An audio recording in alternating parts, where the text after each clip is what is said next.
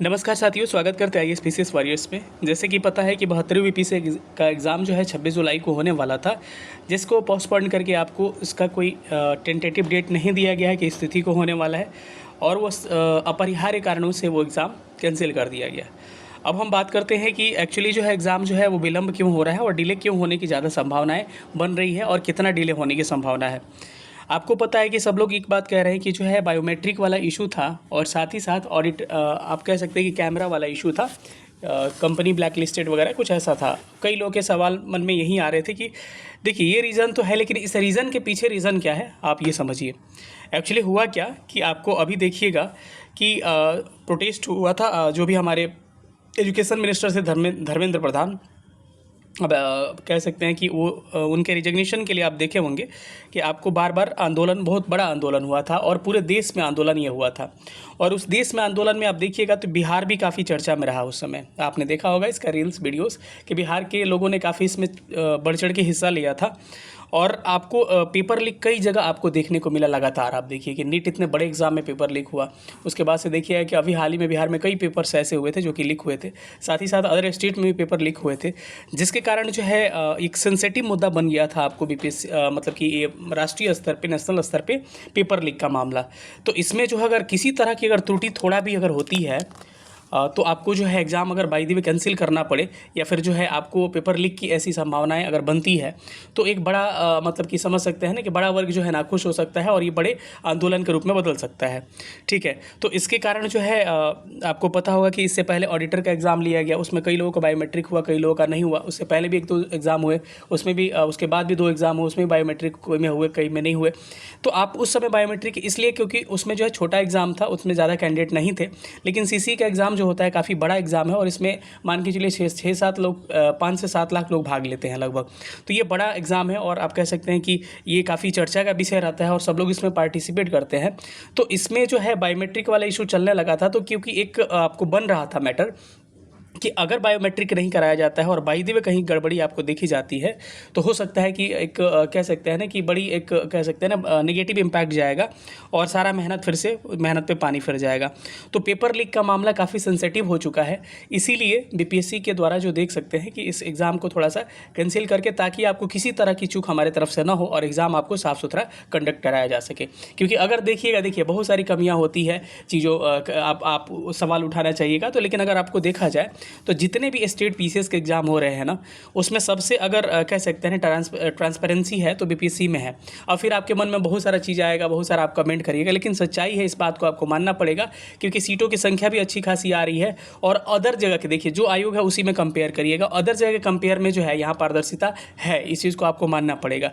ठीक है, तो जो चीज़ें आ रही है उसी में हमको कंप्रोमाइज़ करना पड़ेगा। तो एग्ज़ाम जो है आपको इसी कारण से डिले हो रहा है कि इसमें जो है किसी तरह का चूक ना हो और आपको अच्छा खासा समय लिया जाएगा। और आप जो 20 सितंबर देख रहे हैं ना, और 27-30 सितंबर, इस डेट पे जो है हम लोगों की तरफ जो सूचना मिली है कि हम लोगों की तरफ ये सूचना है कि आपको इस डेट पे एग्ज़ाम जो है लगभग ना के बराबर होने वाला है। यानी जो है आपको मतलब कि एग्ज़ाम की मैक्सिमम पॉसिबिलिटी है कि एग्ज़ाम ये डिले होगा, लगभग 2 से 3 महीना तक डिले हो सकता है। 3 महीना तक लगभग डिले होगा, तो यानी अक्टूबर या नवंबर में जो है संभावनाएं बन जाएंगी इस एग्ज़ाम का होने का। ठीक है, लेकिन बाकी आपको मान के चलना है कि आपकी तैयारी चलती रहे और प्रीलिम्स को लगातार आप उसके टेस्ट सीरीज़ लगाते रहें, जो भी आपके वीक सेक्शन है उस पर आप लगातार काम करते रहें। अब सवाल उठता है कि सर मेंस कब होगा। देखिए प्रीलिम्स का डेट डिपेंड करेगा कि आपको मेंस कब होगा। अब देखिएगा कि अगर आपको अक्टूबर या नवंबर में आपको पीटी लिया जाता है, तो मान के चलिए कि दिसंबर तक रिजल्ट आपको किसी भी हाल में देखने को मिलेगा। तो आप मान के चलिए कि फरवरी के आसपास या उससे पहले आपको मेंस कराया जा सकता है, क्योंकि रिजल्ट जो है, रिजल्ट देने की प्रक्रिया भी काफ़ी फास्ट होगी। तो जनवरी या फरवरी में आप देख सकते हैं, फरवरी के आसपास आपको मेंस हो सकता है। ठीक है, तो इसीलिए हम कई लोगों को सजेस्ट करते हैं कि अभी आप क्या करिए, अपने सेक्शंस को डिवाइड कर लीजिए, अपने पीटी को पार्ट को कुछ दिन डिवाइड कर लीजिए कि हम 50% पीटी पे देंगे, 50% मेंस पे। अब डिपेंड कर रहा है कि आपका पीटी कैसा है। अगर आपका थोड़ा सा पीटी ज़्यादा कमजोर है तो आप अपने पीटी पे 60% दीजिए, मेंस पे 40% दीजिए। अगर आपका पीटी ठीक ठाक है, एक आध बार निकला नहीं निकल रहा है, तो 50-50% दीजिए। लेकिन आपको लग रहा है कि आप निकाल लेना, तो पीटी पे काफ़ी कम समय दीजिएगा, और एग्जाम जब आएगा तो 1 महीना पहले जो है आप मेंस को होल्ड कर दीजिएगा। ठीक है, और केवल पीटी पढ़िएगा। ठीक है, क्रम में जो है हमारा एक बैच चल रहा है जिसमें लगभग 400 से अधिक एनरोलमेंट हो चुके हैं और ये आखिरी तिथि है आपका इस फ़ी पे आप एनरोल कर सकते हैं। 2 अगस्त से बैच स्टार्ट हो रहा है। इसमें टोटल 40 टेस्ट के माध्यम से GS1, GS2 और एसए के कम्प्रीहेंसिव सिलेबस को कवर करवाया जाएगा। इस बैच को एनरोल करना चाहते हैं आप तो 9117166347 पर आप व्हाट्सअप कर लीजिएगा। अगर रिप्लाई नहीं जाता है फास्ट तो थोड़ा सा वेट कर लीजिए, क्योंकि आज लास्ट है तो थोड़ा सा मैसेज बहुत ज़्यादा आते हैं। इस प्रोग्राम का फीचर्स मैं आपको यहाँ डिटेल बताते रहूँ, क्योंकि कोई लोग कॉल करने के लिए उस समय कहने लगते हैं थोड़ा सा बिजी आदमी कभी कभी रहता है, तो मैं आपको डिटेल यहीं पे आपको डिस्क्राइब कर दे रहा हूँ, ठीक है। इसमें क्या होंगे कि वीक जब स्टार्ट होगा, मान के चलिए 2 अगस्त को आपको क्या चला जाएगा, टेस्ट टॉपिक चले जाएंगे और नोट्स चला जाएगा। एक टॉपिक जाए और मतलब कि एक सेक्शन आपका जाएगा GS का, GS1 का, और एक सेक्शन जाएगा एसए का। GS का टेस्ट आपको सैटरडे का होगा, एसए का टेस्ट आपको संडे का होगा शाम 7 बजे। अगर आपके टेस्ट छूट जाते हैं तो लेट सबमिशन का ऑप्शन मंडे को मिलेगा, आप लिख के अपना टेस्ट रख लें, क्योंकि बहुत सारे सेलेक्टेड लोग या फिर बहुत सारे लोग जॉब में होते हैं, उनकी परेशानी होती है, तो मैं समझ सकता हूँ, या हाउस वाइफ होती हैं। इसमें क्या करना है, आपको 1 सप्ताह का समय मिलेगा। आप इतने टॉपिक रहेंगे कि 2 से 3 दिन में आराम से आप प्रिपेयर कर सकते हैं।